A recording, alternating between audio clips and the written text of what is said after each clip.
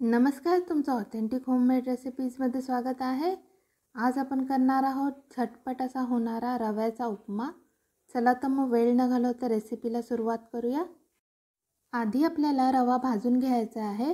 यासाठी मी इथे कढई गरम करून घेतलेली आहे। आता यात मी 1 वाटी रवा घालून घेते। हा रवा आपल्याला 2 ते 3 मिनिटं मंद आचेवर परतवून घ्यायचा आहे।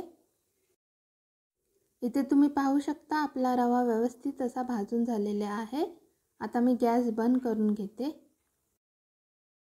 आता मी हा भाजलेला रवा एका ताटात काढून घेते।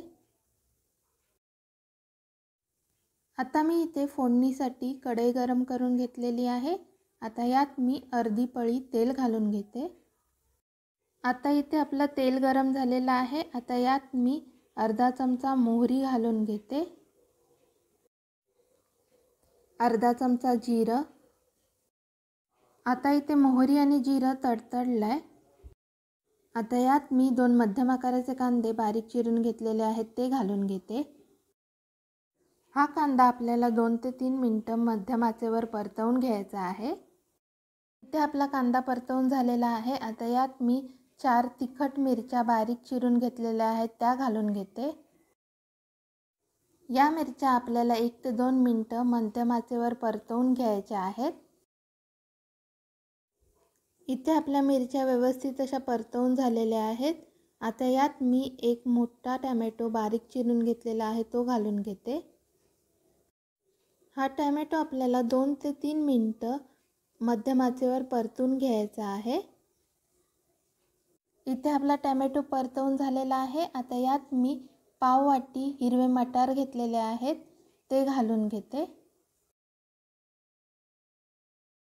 मटार घातल्यानंतर व्यवस्थित असं आपल्याला हे मिक्स करून घ्यायचं आहे।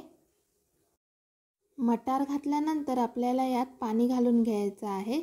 जितका रवा घेतलेला आहे त्याच्या 3 पट आपल्याला पाणी घ्यायचं आहे। मी इथे 1 वाटी रवा घेतलेला आहे म्हणून मी यात 3 वाटी पाणी घालून घेणार आहे। पाणी घातल्यानंतर आपल्याला हे व्यवस्थित मिक्स करून घ्यायचं आहे आणि 1 उकळी येईपर्यंत शिजत ठेवायचं आहे।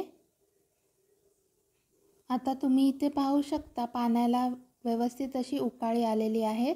आता यात मी जो भाजून घेतलेला रवा आहे तो घालून घेते।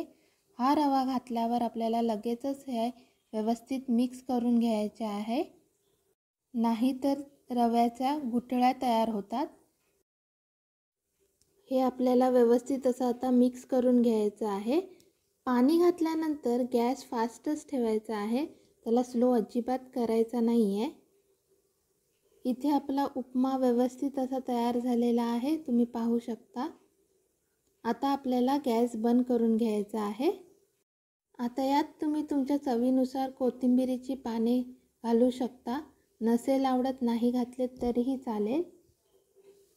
आता इथे आपला उपमा तयार झालेला आहे। ही कोथिंबीरची पाने मी व्यवस्थित अशी मिक्स करून घेते। तर तुम्हाला माझी आजची ही रेसिपी कशी वाटली नक्की कमेंट करून सांगा।